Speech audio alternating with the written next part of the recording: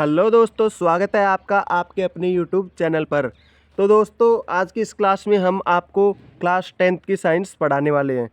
तो दोस्तों, आज की इस क्लास में हम देखेंगे चैप्टर नंबर 8 जिसका नाम है आनुवांशिकता। तो दोस्तों, इस चैप्टर में कुछ पॉइंट्स जुड़े हैं और कुछ पॉइंट हट चुके हैं। तो हम न्यू एनसीईआरटी के हिसाब से सभी पॉइंट जो इस चैप्टर में है उन सभी पॉइंट को क्लियर करेंगे और न्यू पैटर्न पर आधारित हिसाब से हम क्या करेंगे, अध्ययन करेंगे और आपको सब कुछ स्टेप बाय स्टेप बताएंगे। तो वीडियो बहुत ही इन्फॉर्मेटिव होने वाली है, ठीक है। तो वीडियो को लाइक और चैनल को सब्सक्राइब करते हुए इस वीडियो को अंत तक ज़रूर से देखना। तो चलिए इस वीडियो को शुरू करते हैं, ठीक है। तो दोस्तों, आपको बता दूं कि इस चैप्टर से पहले के और भी जो चैप्टर है उन सभी को हमने हल करवा दिया है। तो अगर आपने उन चैप्टर को नहीं देखा है तो आप इस वीडियो के डिस्क्रिप्शन में जो लिंक दिया हुआ है उस लिंक पे जाकर टैप करोगे तो आपके सामने सभी वीडियोस इस चैप्टर से पहले की सारी क्लासें हैं, सारे लेक्चर हैं, वो आपके सामने आ जाएंगे और स्टेप बाय स्टेप आप सभी को देख सकते हो, ठीक है। तो उनको भी ज़रूर से चेकआउट कर लेना। तो चलिए इसको शुरू करते हैं। अगर आपने इस चैप्टर को पूरा देख लिया तो इस चैप्टर में से आने वाले सभी प्रश्नों को आप एग्जाम में आसानी से हल कर सकते हो। तो चलिए शुरू करते हैं। यहाँ पर सबसे पहला नोट्स में पॉइंट है हमारा, जो चैप्टर का नाम है आनुवांशिकता। इसी को ले लेते हैं और देखते हैं कि आनुवांशिकता आखिर होता क्या है।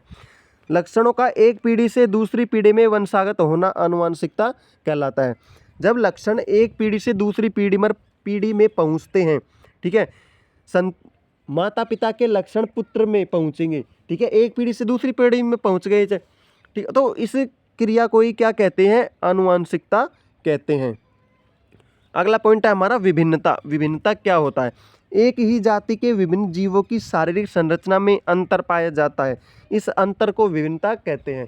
जब दो जीव होते हैं, जैसे दो मानव होते हैं, तो दो मानव के भी शारीरिक संरचना में या फिर उनमें किसी भी गुण में विभिन्नता होती है।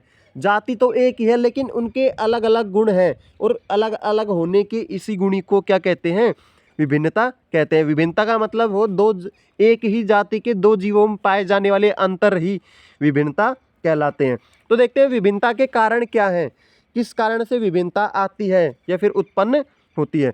जीवों में डीएनए प्रतिकृति के समय न्यून त्रुटियों के कारण विभिन्नता उत्पन्न होती है। जब डीएनए रेप्लिकेशन होता है, डीएनए से और डीएनए बनता है, नया डीएनए बनता है, तो कुछ न्यूनतम या छोटी मोटी त्रुटियां हो जाती है, कुछ त्रुटियां हो जाती है और उन त्रुटियों के कारण ही जो नया जीव बनता है उसमें विभिन्नता आ जाती है। अगला पॉइंट है हमारा अलैंगिक जनन। अलैंगिक जनन क्या होता है? देखिए, अलैंगिक जनन के द्वारा किस प्रकार से विभिन्नता आती है ये देखते हैं। अलैंगिक जनन करने वाले जीवों में विभिन्नता कम होती है क्योंकि एक ही जनक भाग लेता है। मैंने इससे पहले का जो चैप्टर है जिसका नाम है जीवों में जनन, उसमें मैंने लैंगिक जनन और अलैंगिक जनन को बहुत ही डिटेल से पढ़ाया हुआ है। तो उस चैप्टर को आप ज़रूर से जाकर चेकआउट कर लेना, आपका लैंगिक जनन क्या होता है और अलैंगिक जनन क्या होता है, और लैंगिक जनन और अलैंगिक जनन की जो भी विधियाँ है वो आपको अच्छी प्रकार से क्लियर हो जाएंगी। तो उसका लिंक मैं डिस्क्रिप्शन में दे दूंगा। वीडियो के डिस्क्रिप्शन में आप जैसे ही देखोगे तो वहाँ पर क्लास 10th साइंस के नाम से प्लेलिस्ट का लिंक दिया हुआ है, उस लिंक पर टैप करोगे तो आपके सामने सारे वीडियोस क्रम वाइज खुल जाएंगी, उन सबको जाकर देख लेना। तो यहाँ पर है हमारा अलैंगिक जनन करने वाले जीवों में विभिन्नता कम होती है। क्यों होती है? क्योंकि अलैंगिक जनन होता है वो एक जीव के द्वारा ही होता है, एक जीव के द्वारा ही यहाँ पर दूसरा जीव बनता है। दूसरा जीव बनने के लिए दो जीवों की आवश्यकता नहीं होती है, ठीक है, इसलिए उसमें विभिन्नता कम आती है। लेकिन लैंगिक जनन करने वाले जीवों में विभिन्नता अधिक होती है। जो लैंगिक जनन करते हैं जो जीव, उनमें विभिन्नता अधिक होती है। उनमें अधिक क्यों होती है भैया? तो देखते हैं, क्योंकि जनन में दो जनक भाग लेते हैं। कितने जनक भाग लेते हैं? दो जनक लेते हैं।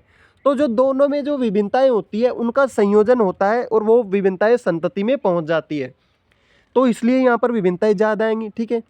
दो लोगों की विभिन्नताएं जुड़कर एक जीव में चली गई तो उस जीव के अंदर विभिन्नता की मात्रा ज़्यादा हो गई, और यहाँ पर क्या होता है, अलैंगिक जनन में एक ही जीव की विभिन्नताएं ट्रांसफर होती है जिससे विभिन्नताएं उसमें कम आती हैं।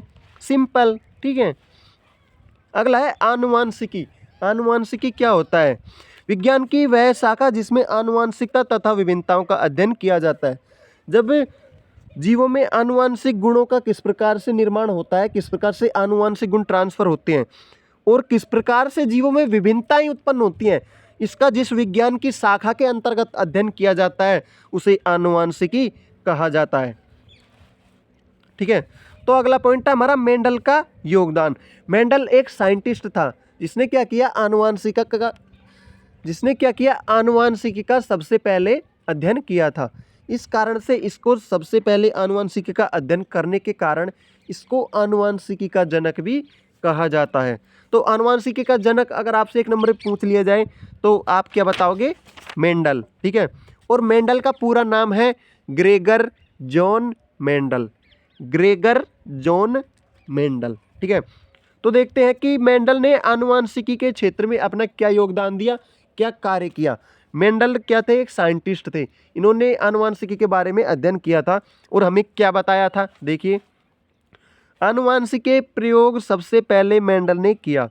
सबसे पहले आनुवांशिकी का प्रयोग किसने किया था, मेंडल ने किया था।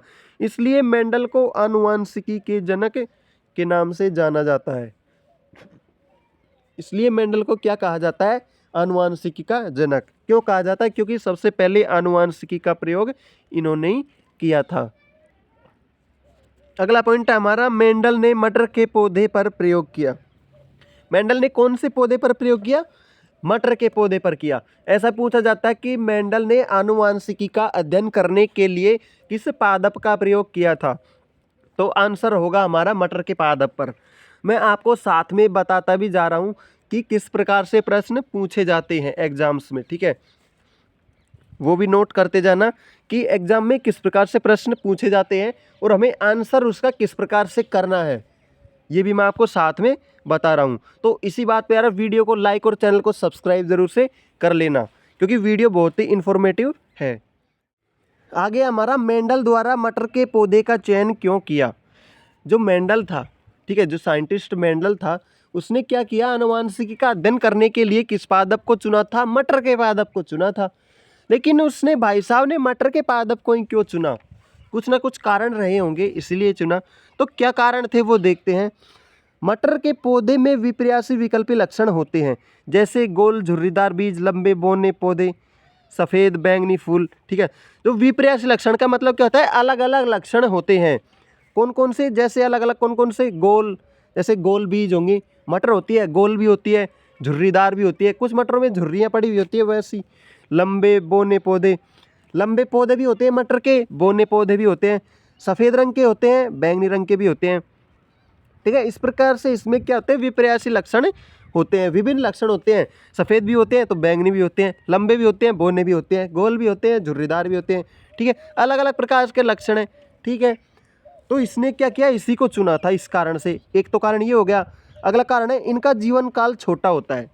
जीवन काल छोटा होता है का मतलब ये नहीं है 5-7 मिनट का होता है। जीवन काल छोटा होता है मतलब ये क्या करते हैं, कम समय में ही अपनी पूरी पीढ़ी तैयार कर लेते हैं। ठीक है, जैसे मटर का पादप होता है वो 3-4 महीने में ही अपनी जनरेशन पूरी कर लेता है।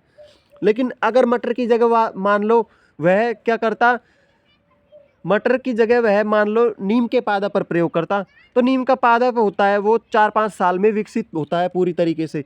तो एक संतति का अध्ययन करने में ही उसको क्या लग जाते, 4-5 साल लग जाते। तो कम समय में शॉर्ट एंड स्वीट अध्ययन करने के लिए क्या किया उन्होंने, मटर के पादप को चुना। एक कारण ये हो गया कि जीवन काल छोटा होता है, इसलिए आसानी से अध्ययन कर लिया। अगला है हमारा, सामान्यतः स्वयं परागण होता है परंतु कृत्रिम तरीके से पर परागण भी कराया जा सकता है। ठीक है, इसमें क्या होता है, मटर के पौधे में जो मटर का पादप होता है उसमें क्या होता है, स्वयं परागण होता है। और स्वयं परागण होता है इसमें, इसीलिए इसको यूज़ किया था। लेकिन क्या कर सकते हैं, इसमें हम कृत्रिम रूप से पर परागण भी करा सकते हैं। ठीक है, तो स्वयं परागण और पर परागण अगर आप नहीं जानते हो तो इससे पहले की जो वीडियोस हैं, इससे पहले का जो चैप्टर में, उसमें मैंने क्या किया, स्वयं परागण और पर परागण को डिटेल से पढ़ाया हुआ है, आप वहाँ से जाकर देख सकते हो। अगला पॉइंट है हमारा, एकल संकरण। ठीक है, या फिर इसे बोलते हैं एकल संकर संकरण। ठीक है, तो देखते हैं ये क्या होता है। एक जोड़ी विपर्यासी लक्षणों के मध्य को एकल संकर संकरण कहते हैं। जब एक जोड़ी विपर्यासी लक्षणों का अध्ययन किया जाता है तो उसे एक संकरण कहते हैं। ठीक है, जैसे लंबे पौधे तथा बौने पौधे, एक जोड़ी। ठीक है, एक जोड़ी मतलब संख्या में कितने? 2। ठीक है, जोड़ी का मतलब होता है 2। जैसे हम बोलते हैं एक जोड़ी जूते, तो संख्या में कितने होते हैं? 2 होते हैं। जोड़ी का मतलब होता है संख्या में 2, याद रखना। ठीक है, तो यहाँ पर 2 की कौन कौन से होंगे? एक तो लंबे हो गए, लंबे पौधे, और एक हो गए बौने पौधे। इनके मध्य संकरण होता है। किसमें? एकल संकरण में। ठीक है, अगला पॉइंट है हमारा, जब शुद्ध लंबे को किससे प्रेजेंट करेंगे? बड़ा टी, बड़ा टी, बड़ा टी। ठीक है, और शुद्ध बौने इनको प्रेजेंट करेंगे छोटा टी, छोटा टी।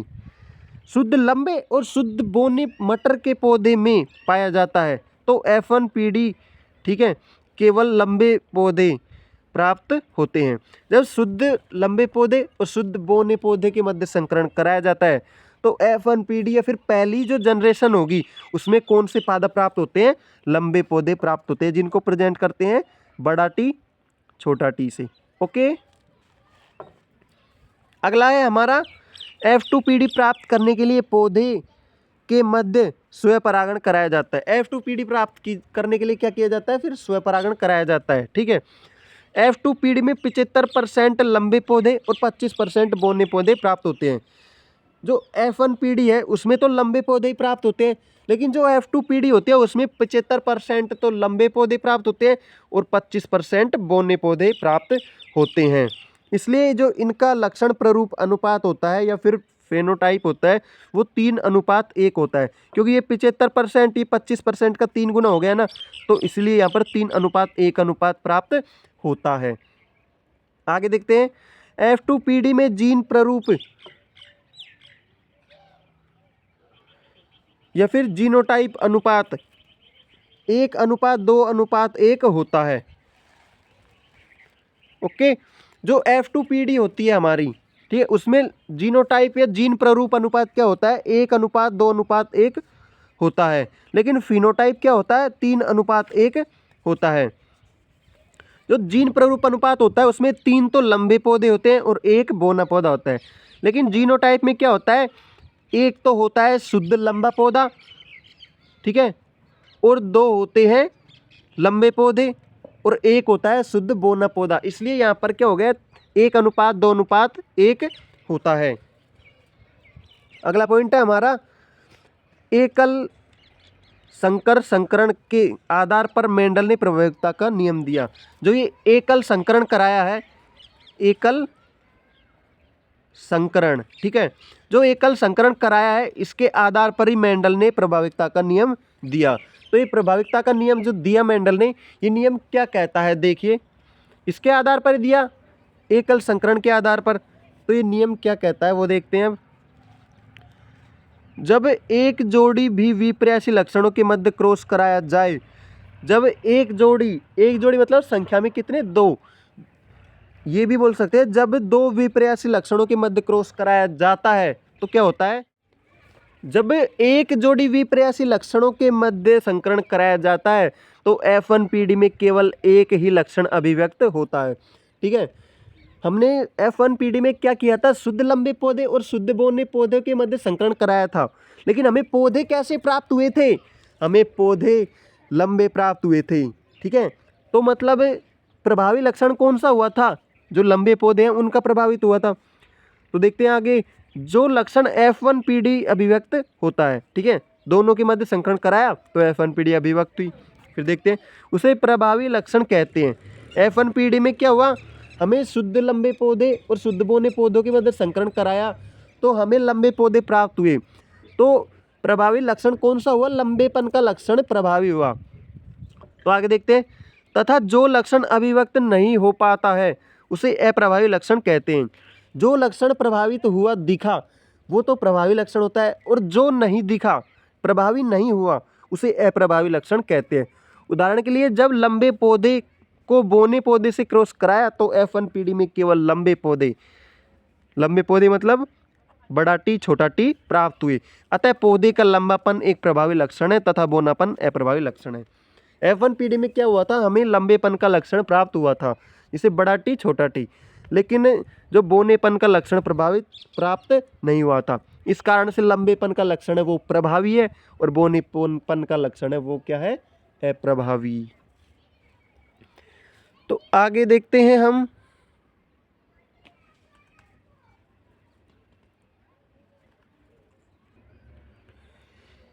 द्विसंकरण क्या होता है, ठीक है। द्विसंकर संकरण को देखते हैं। हमने एक संकर संकरण तो देख लिया, अब द्विसंकर संकरण देखते हैं कि ये क्या होता है। देखिए, दो जोड़ी विपर्यासी लक्षणों के मध्य क्रॉस को द्विसंकर संकरण कहते हैं। दो जोड़ी मतलब संख्या में कितने, जब 4 विपर्यासी लक्षणों के मध्य क्रॉस कराया जाता है तो उसे द्विसंकर संकरण कहते हैं, ठीक है। उसमें तो एक जोड़ी थे, एक जोड़ी मतलब संख्या में कितने, 2, और यहाँ पर 2 जोड़ी है, 2 जोड़ी का मतलब संख्या में कितने, 4। अगला पॉइंट है हमारा, मेंडल ने गोल हरे बीज वाले मटर के पौधे को झुर्रीदार और पीले बीज वाले पौधे के साथ संकरण कराया। किस किस के मध्य, गोल हरे बीज वाले मटर के पौधे के मध्य को किससे कराया, झुर्रीदार और पीले बीज वाले पौधे के मध्य, ठीक है, संकरण कराया। तो क्या हुआ, F1PD में गोल और पीले बीज वाले पौधे प्राप्त हुए। कौन से, गोल और पीले प्राप्त हुए, ठीक है, झुर्रीदार वाले प्राप्त नहीं हुए। F1PD में गोल और पीले प्राप्त हुए, ठीक है। हमने कलर लिया था हरा और पीला और गोल और झुर्रीदार, ये 4 लक्षण थे। इन चारों के मध्य संकरण कराया तो प्राप्त क्या हुआ, पीले रंग का, और क्या प्राप्त हुआ था, पीले रंग का और गोल प्राप्त हुआ था लक्षण में, ठीक है। तो ये लक्षण प्राप्त हुआ F1PD में, तो यह लक्षण ही प्रभावी होगा, ठीक है। इस आगे देखते हैं कि पीले बीज वाले पौधे प्राप्त हुए, इसका मतलब है कि बीजों के गोल और पीले लक्षण प्रभावी हैं। दोनों के मध्य कराया तो प्रभावी आदमी प्राप्त हुआ। जैसे क्या होगा, हमने 2 आदमियों को लड़ाया, ठीक है, तो जो प्रभावी होगा, जो ज़्यादा ताकतवर होगा वह जीत जाएगा। इसी प्रकार से 2 के मध्य संकरण कराया तो वह प्राप्त हुआ जो प्रभावी था। प्रभावी मतलब ताकतवर मान लो, ऐसे समझने के लिए जो प्रभावी था वही प्राप्त हुआ, जबकि झुर्रीदार और हरे बीज अप्रभावी रही। उन्हें F2PD प्राप्त करने के लिए F1PD के पौधों का स्वपरागण किया। फिर क्या किया, F1PD के पौधों का स्वपरागण करा करके F2PD को प्राप्त किया। तो देखते हैं किस प्रकार से F2PD लक्षण प्रारूप, ठीक है। F2PD का लक्षण प्रारूप अनुपात क्या होता है, हमें प्राप्त 9:3:1 प्राप्त होता है। F2PD का लक्षण प्रारूप अनुपात क्या होता है, 9:3:1। अगर आपको ऐसे याद नहीं रहता तो यहाँ पर ऐसे याद कर सकते हो, 93:31, इस प्रकार से, ठीक है। देखिए लक्षण प्रारूप अनुपात में कौन कौन से आए हैं।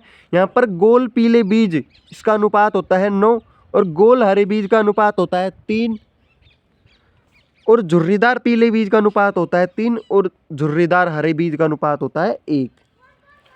यहाँ पर लक्षण प्रारूप अनुपात देख लिया। अब देखते हैं जीन प्रारूप अनुपात, ठीक है।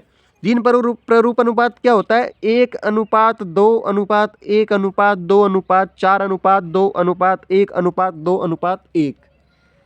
अब याद क्या कैसे करेंगे हम इसको, याद ऐसे करेंगे 121 242 121, ठीक है, सिंपल है। 121 242 121, सिंपल। अगला पॉइंट है हमारा द्विसंकर संकरण के आधार पर मेंडल ने स्वतंत्र अपीवन का नियम दिया। मेंडल ने एक और नियम दिया, ठीक है, स्वतंत्र अपीवन का नियम, और किसके आधार पर दिया, द्विसंकर संकरण के आधार पर, ठीक है। तो देखते हैं स्वतंत्र अपव्यूहन का नियम क्या होता है। तो हेडिंग है हमारी स्वतंत्र अपव्यूहन का नियम। तो इस नियम के अनुसार क्या होता है, इस नियम के अनुसार लक्षणों की वंशागति एक पीढ़ी से दूसरी पीढ़ी में स्वतंत्र रूप से होती है। इस नियम के अनुसार क्या होता है कि जो एक पीढ़ी के लक्षण होते हैं वो स्वतंत्र रूप से दूसरी पीढ़ी में चले जाते हैं। किसी एक पीढ़ी की वंशागति दूसरे लक्षण की वंशागति से प्रभावित नहीं होती। इसका मतलब है कि जो एक पीढ़ी की वंशागति होती है वो दूसरे पीढ़ी की वंशागति मतलब दूसरे पीढ़ी के गुण या फिर लक्षणों से प्रभावित नहीं होते हैं, मतलब दोनों साथ साथ नहीं जुड़ते हैं, ठीक है। इसलिए कहा गया स्वतंत्र अपव्यूहन का नियम। स्वतंत्र अपव्यूहन का मतलब ये अलग अलग ही रहते हैं, जुड़ते नहीं हैं, इसलिए इनको स्वतंत्र कहा गया है। ठीक है, तो लक्षण कैसे व्यक्त होते हैं, देखते हैं ये लक्षण किस प्रकार से व्यक्त होते हैं। किसी भी जीव का कोई भी लक्षण जीन द्वारा नियंत्रित होता है। कोई भी जीव है, कोई भी पादप है, कोई भी मानव है, उसका लक्षण होता है वो किससे नियंत्रित होता है, जीन के द्वारा। ठीक है, जीन क्या होते हैं डिटेल से देखेंगे हम, ठीक है, बाद में, इस चैप्टर में नहीं, आगे के चैप्टरों में। ठीक है, किसी भी जीव का कोई भी लक्षण है वो जीन द्वारा ही नियंत्रित होता है, या फिर जीन में कोड होते हैं, उसके कोड होते हैं ना, उनको कोड किया जाता है जीन के द्वारा। जीन डीएनए की कार्यात्मक इकाई है। जीन क्या है, आप देखिए, जीन होती है वो डीएनए की कार्यात्मक इकाई है। तो डीएनए का काम करने के लिए कौन सी इकाई है, जीन। ठीक है, डीएनए अपना काम किससे करवाता है, जीन से करवाता है, जिसमें प्रोटीन बनाने की सूचना होती है। किस प्रकार का प्रोटीन बनाना है, ये सभी सूचनाएं किसके अंदर होती है, जीन के अंदर होती है। ये प्रोटीन या एंजाइम ही लक्षणों का नियंत्रित करते हैं। जो प्रोटीन बनेगा, जो एंजाइम बनेगा, जीन के द्वारा बनाया जाएगा, वही लक्षणों को नियंत्रित करते हैं। जीन ने जिस प्रकार के लक्षण देखे उसी प्रकार के लक्षण वहाँ पर बना दिए। ठीक है, जैसे यह कोई मनुष्य है, ठीक है, इसने यहाँ पर यह पेंटिंग देखी, ठीक है, तो ये पेंटिंग है, ये मान लो लक्षण है, और यह आदमी क्या है, जीन है। तो ये आदमी क्या करेगा, किसी फैक्ट्री में जैसे इसने यह संरचना देखी, तो ये अपने घर जाकर ये यहाँ से अपने घर आया और अपने घर जाकर ऐसे ही पेंटिंग बना दी। ठीक है, तो ऐसे ही दो जीवों का निर्माण हो गया, मतलब दो पेंटिंग का निर्माण हो गया, लेकिन बनाई किसने, जीन ने बनाई। तो ये आदमी ने किया जीन का कार्य, और ये क्या, ये पेंटिंग है, ये है लक्षण मान लो। ठीक है, लक्षण है, मान लो ये पेंटिंग हो गई लक्षण, और ये आदमी हो गया जीन।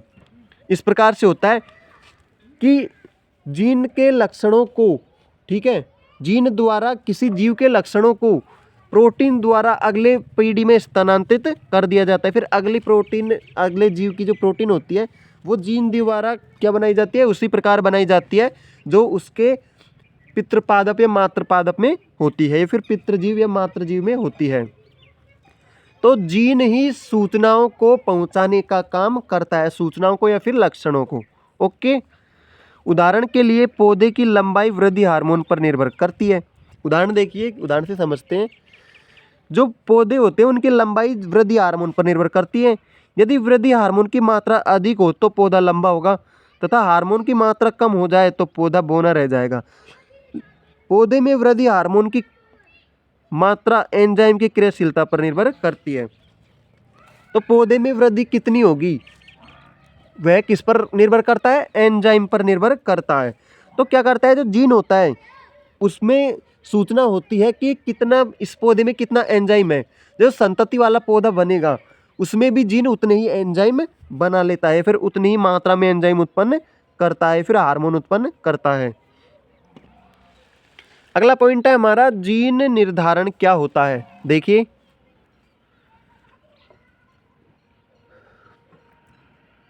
अगला पॉइंट है हमारा लिंग निर्धारण। लिंग निर्धारण क्या होता है, देखिए, लिंग निर्धारण के लिए उत्तरदायी कारक, लिंग निर्धारण के लिए कौन कौन से कारक उत्तरदायी होते हैं वो देखते हैं अब।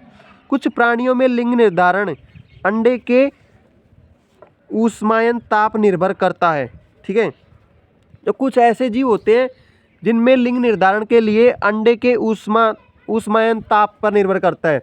जो ऊष्मायन ताप होता है उसके द्वारा, ऊष्मायन ताप मतलब जो ऊष्मा होती है, गर्मी होती है, ताप होता है, उससे निर्धारण होता है कि उस जीव का लिंग क्या होगा। जैसे घोंघा, जो घोंघा होता है इसमें उस ऊष्मीय ताप के द्वारा निर्धारण होता है कि जीव है, जो बनने वाले जीव है उनका लिंग क्या होगा। अगला पॉइंट है हमारा, कुछ प्राणियों जैसे कि मानव में लिंग निर्धारण लिंग सूत्र पर निर्भर करता है। ठीक है, और जो मानव होता है, ठीक है, इसमें लिंग निर्धारण किस प्रकार से होता है, लिंग निर्धारण सूत्र के द्वारा लिंग निर्धारित होता है। जैसे मादा में एक्स व XX होते हैं, ठीक है, ये गुणसूत्र होते हैं, और नर होता है उसमें होते हैं XY गुणसूत्र। तो अब मानव में लिंग निर्धारण को डिटेल से देखते हैं। मानव में लिंग निर्धारण, तो सबसे पहला पॉइंट है हमारा, मनुष्य में 23 जोड़ी गुणसूत्र होते हैं। एग्जाम में अक्सर पूछा जाता है कि मनुष्य में कितने जोड़ी गुणसूत्र होते हैं, तो यहाँ पर 23 जोड़ी। तो 23 जोड़ी मतलब संख्या में कितने हो गए, 46। ठीक है, एक जोड़ी में कितने होते हैं, 2, तो 23 जोड़ी में कितने हो गए, 46। ठीक है, उनमें से 22 जोड़ी लिंग गुणसूत्र तथा एक जोड़ी अलिंग गुणसूत्र होते हैं। इनमें से क्या होते हैं, जो 22 जोड़ी होते हैं वो लिंग गुणसूत्र, ठीक है, और एक जोड़ी अलिंग गुणसूत्र होते हैं। पहला पॉइंट देखते हैं, मनुष्य में 23 जोड़ी गुणसूत्र होते हैं। 23 जोड़ी मतलब संख्या में कितने, 46। उनमें से 22 जोड़ी यहाँ पर अलिंग गुणसूत्र होते हैं। जो 22 जोड़ी होते हैं वो कौन से होते हैं, अलिंग गुणसूत्र होते हैं, और एक जोड़ी लिंग गुणसूत्र होते हैं। यहाँ पर उल्टा लिख दिया था। तो 22 जोड़ी होते हैं अलिंग गुणसूत्र और एक जोड़ी होता है लिंग गुणसूत्र। ठीक है, आगे देखते हैं, पुरुष में लिंग गुणसूत्र XY तथा महिलाओं में लिंग गुणसूत्र XX होता है।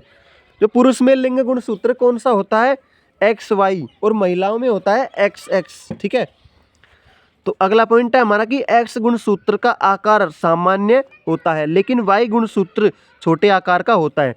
जो X गुणसूत्र होता है वो तो सामान्य आकार का होता है, लेकिन Y होता है वो थोड़ा छोटा होता है। माता द्वारा एक ही प्रकार के अंडाणु उत्पन्न होते हैं जिनमें X गुणसूत्र पाया जाता है। ठीक है, जो मादा होती है उसके द्वारा एक ही प्रकार के अंडाणु उत्पन्न होते हैं जो X वाले होते हैं। ठीक है, जबकि नर 2 प्रकार के शुक्राणु बनाता है। आधे शुक्राणुओं में X गुणसूत्र तथा अन्य आधे शुक्राणुओं में Y गुणसूत्र होता है। जो नर होता है उसमें जो शुक्राणु बनते हैं, ठीक है, उनमें से क्या होते हैं, आधे तो होते हैं X गुणसूत्र वाले और आधे होते हैं Y गुणसूत्र वाले। शिशु का लिंग निषेचन पर निर्भर करेगा। निषेचन में किस प्रकार का गुणसूत्र कार्य करेगा उस पर निर्भर करता है कि शिशु का लिंग क्या होगा। यदि X गुणसूत्र वाला शुक्राणु X गुणसूत्र वाले अंडाणु के साथ निषेचित करता है तो बच्चे में XX गुणसूत्र होता है और वह मादा होती है। जब मादा का X गुणसूत्र और पुरुष का X गुणसूत्र वाला शुक्राणु ये दोनों ही निषेचन करते हैं तो जो बनने वाली संतति होगी वो XX गुणसूत्र वाली होगी और वो क्या होगी, मादा होगी। और यदि Y गुणसूत्र वाला शुक्राणु मादा के X गुणसूत्र वाले अंडाणु से जाकर निषेचित करेगा तो बनने वाला वो जीव होगा, बच्चा होगा, वो क्या होगा, पुरुष होगा, जिसका गुणसूत्र XY होता है। ठीक है, तो यहाँ पर आप पहचान सकते हो कि XX गुणसूत्र वाला जीव बना तो वह मादा हुई और XY वाला बना तो वह नर हुआ। सिंपल।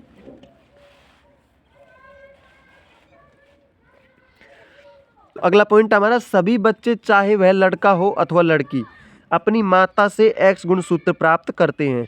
चाहे लड़का हो या फिर लड़की हो, अपनी माता से कौन सा गुणसूत्र आता है, उनके बनने के लिए X गुणसूत्र ही आता है।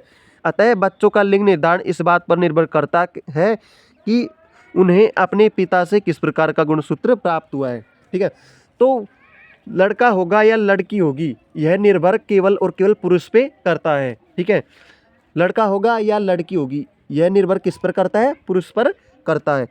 मान लो अगर किसी महिला के लड़की ही लड़की हो रही है, ठीक है, तो गांव में औरतें क्या करती है, बोलती है कि तेरे तो लड़का ही नहीं हो रहा है। ठीक है, तो लड़की किसको, जो महिलाएं होती है वो किसको दोष देती है, महिला को दोष देती हैं।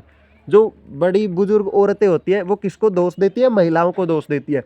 लेकिन अगर किसी की लड़की लड़की हो रही है तो उसमें महिला का दोष नहीं है, उसमें दोष है पुरुष का, क्योंकि पुरुष के कारण ही लिंग निर्धारण होता है कि लड़का होगा या लड़की होगी।